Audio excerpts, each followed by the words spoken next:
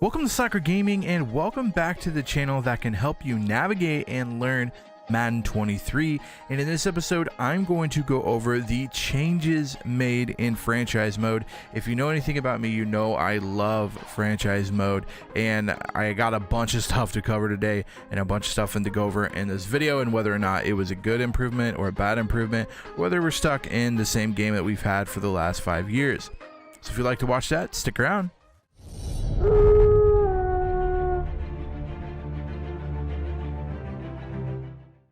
So I'm going to start this video off, and normally I start the video off and I'm like, oh, they did these things and everything is great.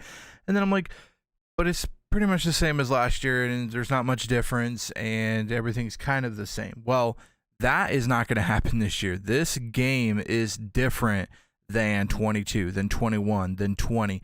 This game is finally a game that I'm excited about and that I've been playing for a week now that like I can't put down. Normally I'm like, okay, oh, what do you know, franchise is the same exact thing. Oh, they added something new, that's cool. Like I get over it in a couple weeks or a week or something, and I'm like, yeah, it's the same game, same roster, everything's the same.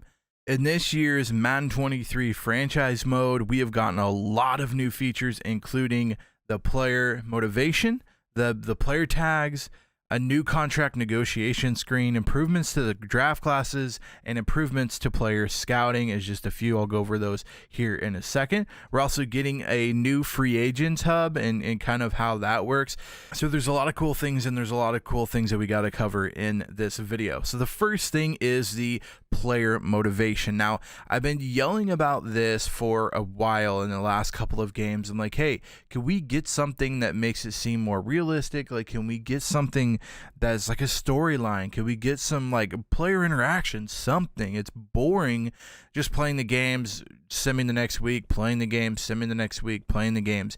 That gets boring. Give me something more to it. And they've done this exactly with the player motivation. A couple different ways that it goes. It goes between head coach and player to player and stuff like that. And what I've noticed is it kind of does a good job of trying to get the younger guys involved. So obviously the cornerstone of your team is kind of your quarterback and your running back, but you also have these other players that are brand new on your team that need a little love too, that you might not really give that much time to and look at their stats or anything like that, and they do a good job of that. So normally what happens is like your young players that are rookies, you'll have older veterans come in and say, hey, you know, when I was your age I did this and this is how I got better, and here's some quick ins and outs of being a left tackle or being a left end or a right end, you know, stuff like that. Well, they do a good job in this game of kind of doing that, but also turning it around on the field and giving you actual like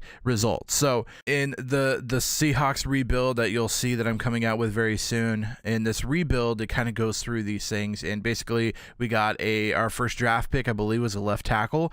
And what happens like week 1 or whatever, they come in and say, hey, so-and-so is kind of struggling. He's like, you know, he's a rookie. He doesn't really know the ins and outs. Like, I'm going to teach him the ins and outs and make him a better player. You as a coach, you say, okay, thank you, like, great job, like, thank you for doing this. And then next thing you know, this guy's getting 2,500 XP, which does actually boost his overall. So you actually see kind of the change made by the player motivation. There's also other things that like your head coach says, hey, I really need you to step up here this week at quarterback. We really need to make sure that we pass for over 350 yards and have 3 passing touchdowns. And then the quarterback's like, okay, I could try to do that.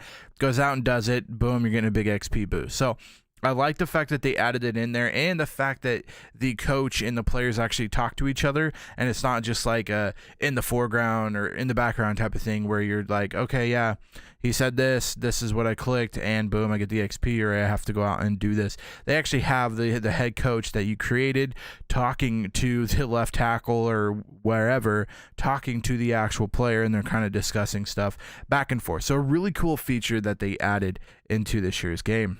The next thing they added was player tags. Now, the player tags are a little kind of, to me, they're a little more difficult to understand and what they actually kind of produce on the field. But you can set tags to players, and these players have tags that you can kind of see. So like some of the tags include like a veteran that's tradable. Like if you're on a team that isn't going to be going for a Super Bowl and you got a 32-year-old guy that's like an 84 or something, and it's like, hey, he's a trade target. So veteran trade target.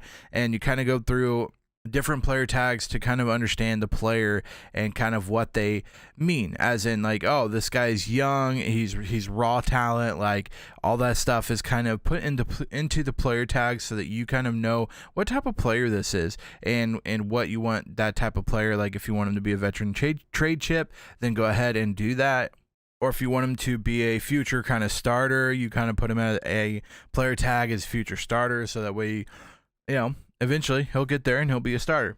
So the player tags are something a little nice to put in the game. As for like how big of a difference they make, not really. It's kind of one of those things that it's kind of more of a helpful, kind of lets you understand what the players are doing. So another new thing they added was the contract negotiation screen. So they've had the contract negotiation screen before, but it was more like, hey, I'm going to offer you this amount of money. Okay, you don't take it. Okay, next week I'll offer you more money. Okay, you didn't take it. Next week I'll offer you more money. Okay, you took it. Great, you're signed. This year, completely different. Throw that completely out.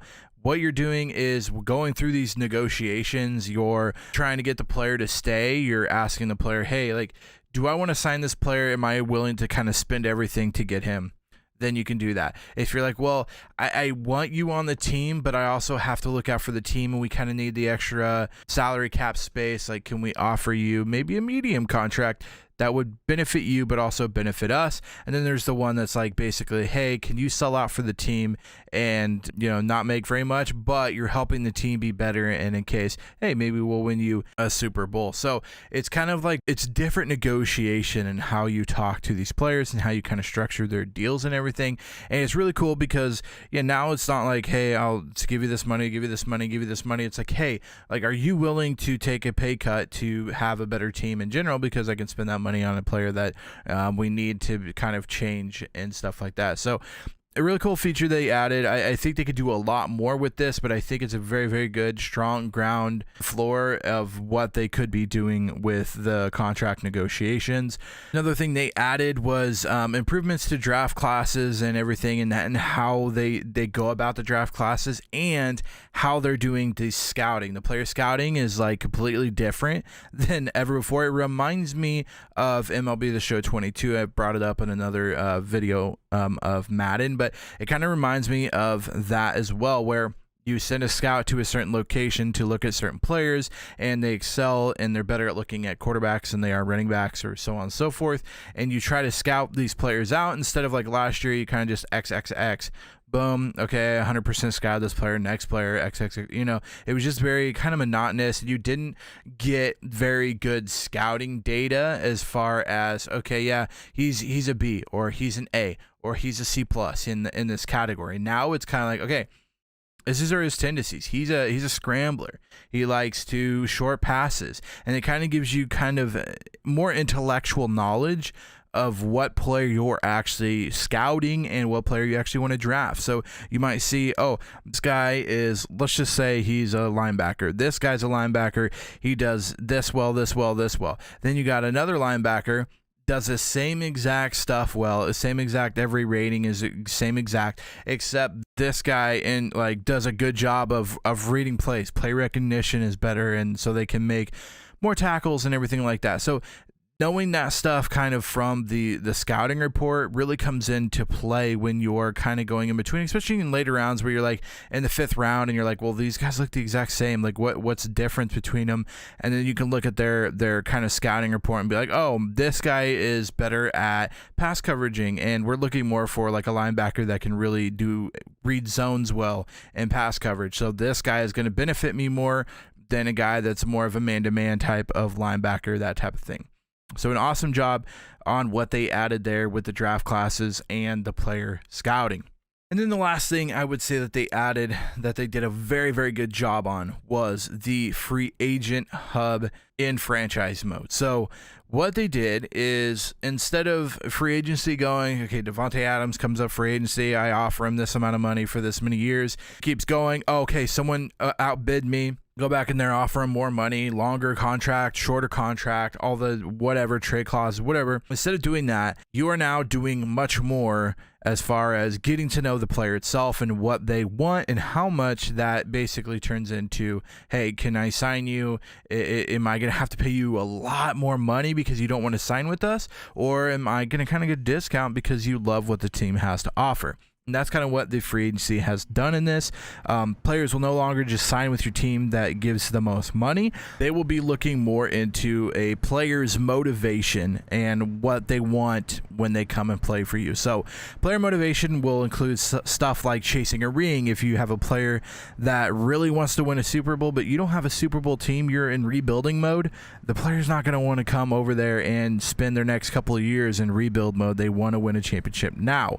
Other things like the priority towards teams with the history of championships, like, okay, do I want to join the Steelers who have a bunch of championships, or do I want to join the Texans who don't have really any? So kind of just going in and out of that, and knowing what the player wants and what you have to give them in return. Other thing is like a winning head coach. If you're really, really good and you're winning a lot, a player might come to you if they really, really want a winning head coach. Vice versa. If you're losing and they really, really want a winning head coach, they're less likely to join your squad.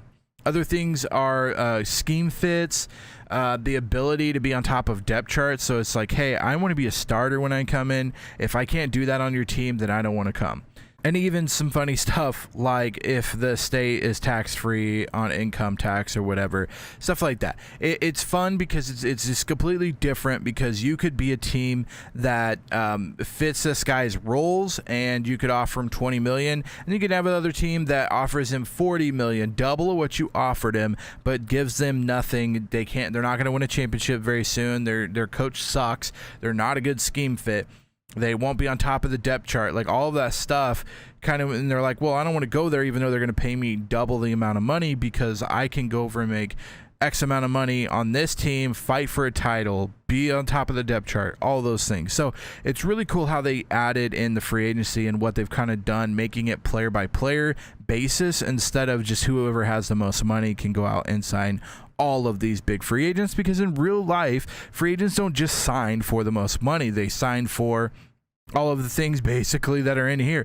They sign for, well, can I get a nice house? Can I do this? Is this available where I want to be? Can I win a championship? Do I want to play with Tom Brady? Would I rather take a pay cut and play with Tom Brady and go for a championship? Or would I rather go to the Tennessee Titans, play with Ryan Tannehill, and probably never win a championship? So stuff like that is what free agents really do think of when signing with clubs, and they've really added that and put this into the game of Madden 23, and I think they did a really, really good job, and it's really fun to do this.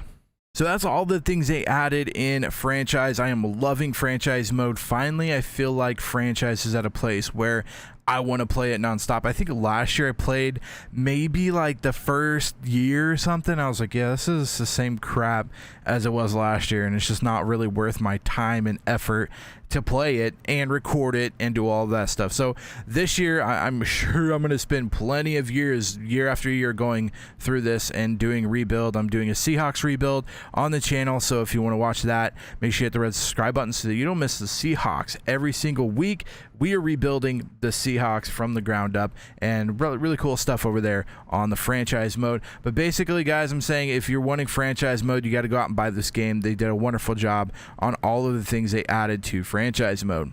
If you guys have any questions about franchise mode or anything else, make sure you comment them down below. I read every single comment on every single video, and I will do my best to help you answer those questions, or at least send you in a place, or send you to a place that can answer them if I am not able to. If you guys enjoyed this video, make sure you give it a big thumbs up. Also, feel free to hit the red subscribe button, because again, we are going to have a ton of Madden 23 content coming out, because this game is actually a great game compared to what it's been the last couple of years. So you're going to see a ton of content coming from me, whether it's Madden Ultimate Team, whether it's franchise, whether it's something else. All of that stuff is going to come to the channel, so make sure you hit the red subscribe button so you don't miss out. Until next time, Slacker out.